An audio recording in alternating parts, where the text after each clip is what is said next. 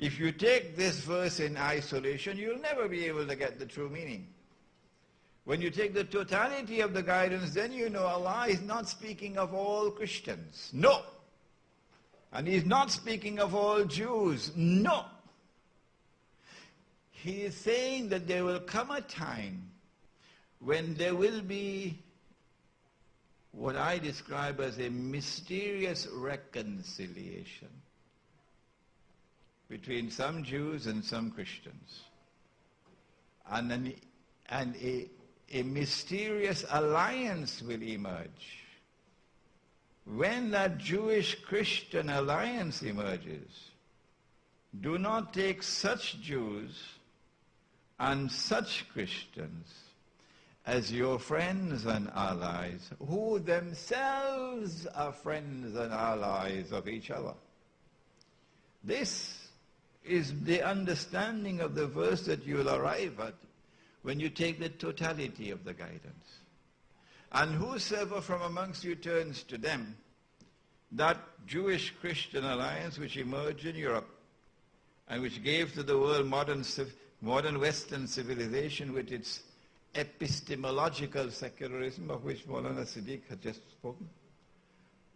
Whosoever turns to them, belong to them, because you will be absorbed in that godless melting pot.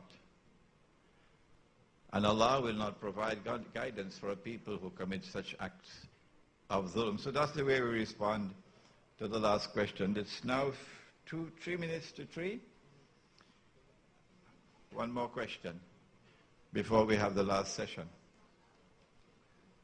Sisters, no question. Alhamdulillah, thank you very much. Okay. Our sister from Australia. No, she's from Afghanistan.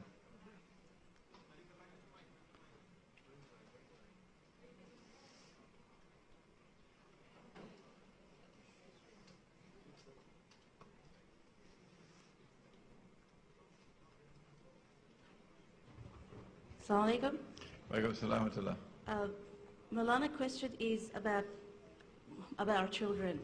Given that the education institutions around the world are controlled and governed by the government, and including Islamic schools, can you give us some guidelines on how to raise our children? And until we find a Muslim village to move to, before this Muslim village is ready, do you recommend homeschooling? Thank you. In Canada, I got information from Canadian Muslims that the Canadian government is now making it obligatory law. Every school in Canada, including religious schools, are now obliged by law to teach that homosexuality is an acceptable mode of sexual conduct. Yes, the law says so. And Allah in the Qur'an has commanded, Ku anfusakum wa ahlikum nara. Protect yourselves and protect your families from the fire. If that is what it is today, let me tell you what tomorrow is going to be like. How do I know? Because Muhammad alayhi salatu wasalam told us. When you see women dressed and yet naked, you must know what tomorrow has in store for you. When you see women dressed like men and men dressed like women, let me not say any more, I might get in trouble. You must know what tomorrow has in store for you. When you see riba all around you, to such extent that no one can escape riba. And if anyone were to say that he is free from riba, verily the dust of riba is upon him. Verily the vapor of riba is upon him. When you see these things around you, you must know what tomorrow holds in store. He said that holding on to Islam will be like holding on to hot coals. Did he not say that? So if you want to listen to patter cake baker's man, which unfortunately is what they have to do now to survive as imams, to get their salaries. That's it. That's it. To get your salary and to hold on to your green card, you have to become cake baker's man. I left the United States. And here in Trinidad, I have the freedom to say that what I could never say in New York. If you remain in a society in which all of these things are appearing, then remember tomorrow what's going to happen. He said that people are going to be having sexual intercourse in public like donkeys. Do you want your children to grow up with that around it? What you have to do is to turn away from areas of greater insecurity. What kind of insecurity am I talking about? The insecurity about your house when you lock it? No! I'm talking about the insecurity of what is inside of you. If you live in areas of greater insecurity, turn away from them and move to areas of greater security. Security meaning security for what resides within the heart. If it looks like heaven, get out of there. Get out of there. And go to somewhere that looks like hell.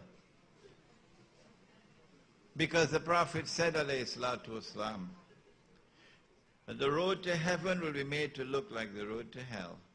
You know it, you've heard the hadith. And the road to hell will be made to look like the road to heaven. So get out of the countries which look like heaven. I don't need to call any names. You got to go back home, some of you. And move to the countries that look like hell. But even in the countries look like hell, there are areas which look like heaven, like downtown Zamalek, where the affluent suburbs of Cairo, or in Jakarta. The rest of Jakarta looks like hell, but this little suburb, like heaven. So turn away, even within a country which looks like hell. Turn away from those areas which look like heaven. My suggestion has always been, and my advice has always been, search the countryside, the remote countryside. And don't move to the countryside by yourself alone. Try to get others to come with you. Keep a low profile. Have small villages. And in those villages, strive and struggle. Strive and struggle to recover the guidance of Islam, that you live it. وَالَّذِينَ جَاهَدُوا فِينَا. And if you make the effort, Allah will help you. وَالَّذِينَ جَاهَدُوا فِينَا لَنَهْدِيَنَّهُمْ سُبُلَنَا. Allah will help you. And that's, time is up.